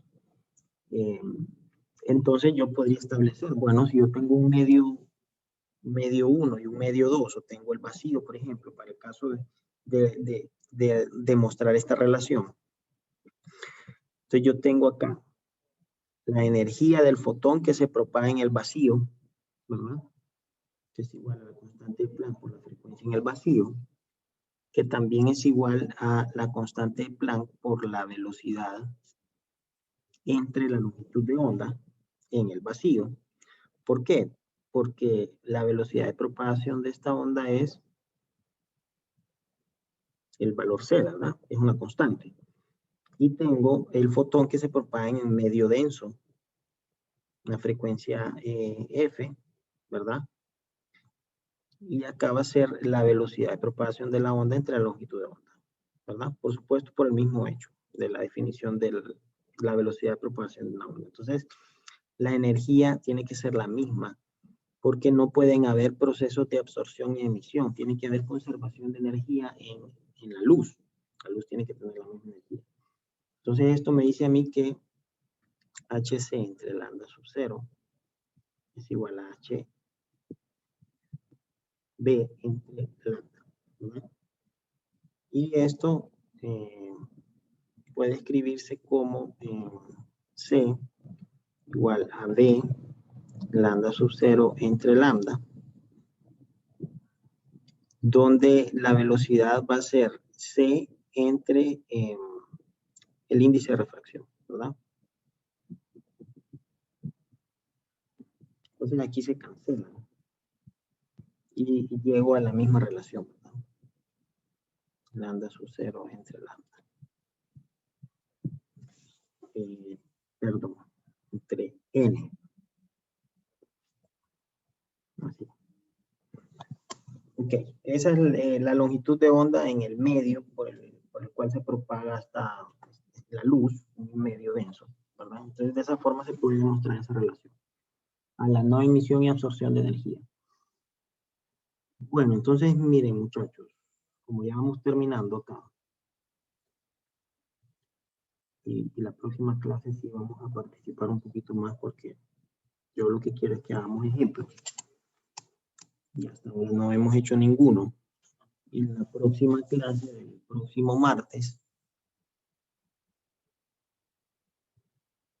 vamos a trabajar los siguientes ejemplos del Serway, por supuesto, que es el libro que yo les mostré por ahí, ¿verdad? Van a trabajar del capítulo 34, el 6, el 13 y el 18, ¿verdad? El 6, el 13 y el 18. Aquí en las notas está la otra página, la siguiente página, donde pues, yo lo que pretendía hacer, introducir esa clase con una descripción, un recordatorio de lo que vimos, lo que vimos hoy. Y vamos a hacer los problemas. Entonces, el 34.6 es este de dos espejos, y que se pide demostrar este hecho que está aquí, que beta es 180 menos 2 teta. El 13, que es un poquito más largo. No, este no es el largo. Este es un problema que involucra cambio de longitud de onda. Y el 18, que es un poquito más largo. Entonces, yo lo que quiero es que traten ustedes de resolverlos en su casa, ¿verdad? Y yo el próximo martes los voy a resolver, por supuesto, ¿verdad? No sé si hay alguna pregunta, alguna observación.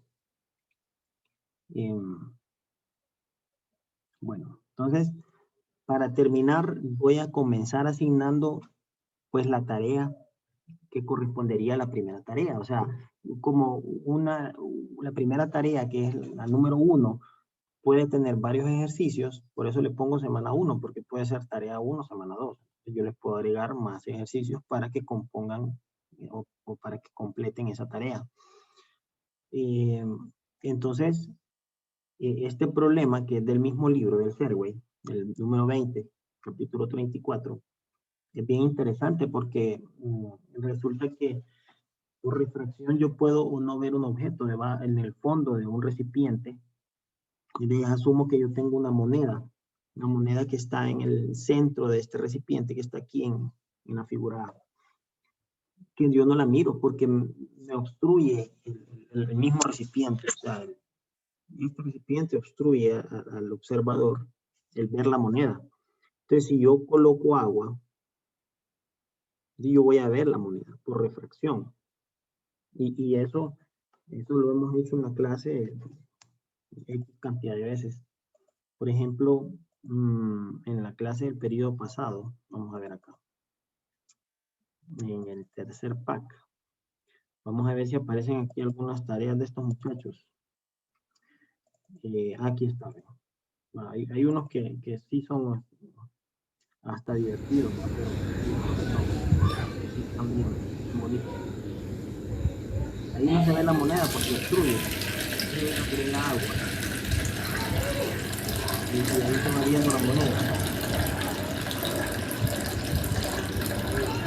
El celular no tiene un ángulo grande que se limita. No ver al inicio, no mover. Entonces, esta fue una actividad esta es una actividad que yo generalmente le le pido a los estudiantes que la hagan porque pues es muy interesante, pues, o sea, es algo que ustedes pueden experimentar. Ella, por ejemplo, aquí mostró la moneda en el recipiente, coloca el celular en un ángulo tal que no se ve, deja el celular ahí y empieza a colocar el agua. Entonces, tiene la moneda. Bueno, entonces yo necesito que ustedes hagan exactamente lo mismo. Que tomen un recipiente en su casa, que instalen una moneda o le pueden poner una marca con un marcador y lo protegen con algún tape por si el agua lo borra. Y hagan lo mismo, pues. O sea, que si ustedes se den cuenta que por refracción se puede observar ya sea la marca o la moneda, ¿verdad? Entonces van a hacer este problema. Van a hacer la demostración, la van a grabar y la van a subir en la carpeta y van a hacer el problema. Y este es un elemento óptico que nosotros voy a tratar de utilizar siempre. Esta es una página de un fabricante sin el afán de hacer propaganda, pero este es un fabricante que maneja su página en línea y que da muchas descripciones de lo que vende y sirve mucho para aprender también. Nosotros en la escuela de física le compramos bastante a Torlabs y tenemos equipo muy bueno por ahí. Entonces, este es un plato de desplazamiento óptico que se utiliza mucho para interferometría. Entonces, yo lo que pido es que demuestren esta relación que está aquí, que el desplazamiento D, que está entre la trayectoria que trae el rayo incidente y la del rayo saliente del plato, porque hay una refracción interna en el plato, ese valor D cumple con esta expresión que está acá, ¿verdad? Entonces, eso ya está plasmado aquí en las notas. Entonces, lo que van a hacer es demostrar esto, ¿verdad? Y eso lo van a hacer utilizando geometría, la ley de refracción, etc. Entonces, la voy asignando para que la vayan trabajando. Si no están seguros, entonces esperen a la siguiente clase para hacer un par de ejemplos y darse cuenta cómo tratar más que todo la geometría, porque necesitan recordar muchos conceptos de geometría y trigonometría en el primer año de la universidad, ¿verdad? Bueno, muchachos, ¿alguna pregunta? A ver, casi no los escuché hoy. Ajá, chicos. ¿Todo claro? A ver. Esta tarea, ¿para cuándo sería? Esta es para del siguiente lunes, de este lunes que viene al siguiente. Ok, está bien. Ahí están las fechas en los archivos, ¿verdad? De la clase. ¿Alguien más? ¿Alguna duda? Aquí está en la parte esta que dice calendarización. Ahí le aparece a usted la tarea número 1, se tiene que presentar el lunes 8 de febrero, ¿verdad? Y tiene todo el día para subirla, o sea, tiene hasta las 11:59 de la noche para subir su tarea. No hay problema, no se preocupe. A ver, ¿alguien más? Si no, con esto cerramos, muchachos, y ya pueden ir a descansar o a seguir con sus clases. A ver. Bueno, entonces nos vemos el martes y feliz fin de semana, ¿verdad? Aprovechen. Fue un gusto al menos tenerlos por ahí. Gracias, Lick. Igual. Buenas tardes. Cuídense, buenas tardes. Día. Cuídense de esa pandemia, de ese virus. No Sí. salgan si no es necesario.